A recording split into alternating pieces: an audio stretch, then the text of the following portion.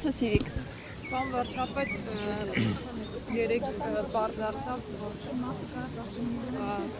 Գարեգին Բ-ն այցելել է ուժեղ Հայաստան կուսակցության առաջնորդ հուլիսի 7-ի ընտրություններին մասնակցող Սամվել Կարապետյանի առանձնատուն, ընդ որում կից հրապարակված Մայրաթորի կողմից տեսանյութից պարզ է դառնում, որ չեն պահպանվել եկեղեցու արարողակարգի մի շարք ներկայություններ, ավելի շատ աշխարհիկ արարողակարգի շրջանակներում է տեղի ունեցել հանդիպումը։ Սա ձեր դիտարկման, պարոն վարչապետ, անարգանք չէ եկեղեցու նկատմամբ, երբ որ աշխարհիկը գրկախառնվում է եկեղեցու գահը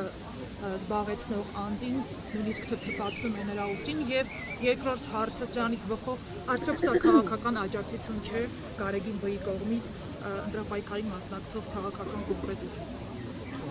Կտրիչ Ներսիսյան այդ վեղարի տակ արդեն անարգանք է եկեղեցու հարցին, հիմա կգրկախառնվեն, չգիտեմ ինչ կանեն, այդ նկատի ունեմ արդեն այդ անարգանքը ի սկզբանե կա, հետևաբար այն մնացած հատվածները ձեր թույլտվությամբ չմեկնաբանեմ։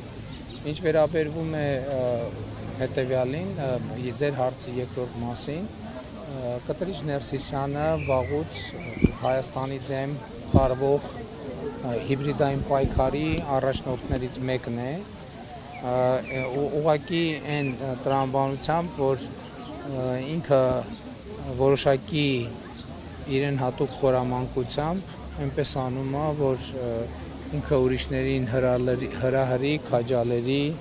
եւ ինքը այդպես մնա ստվերում իր պաշտպանությունը ապահովելու համար,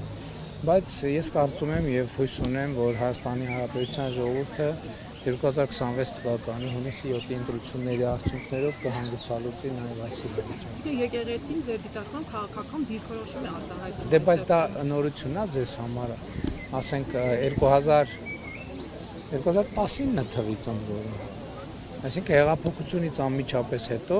եկեղեցին քաղաքական գործունեությամբ զբաղված եւ դրա դրսեւորումները կան,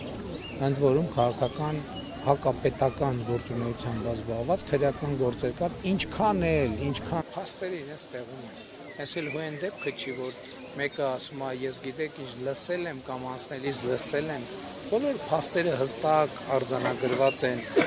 անբեկանելի եւ անսասանելի ձևով, ամենայն դեպս ես համացանցում հրապարակված են եւ այդտեղ լրացուցիչ մեկնաբանությունների տեղ նույնիսկ չկա։ Շնորհակալություն, հաջորդը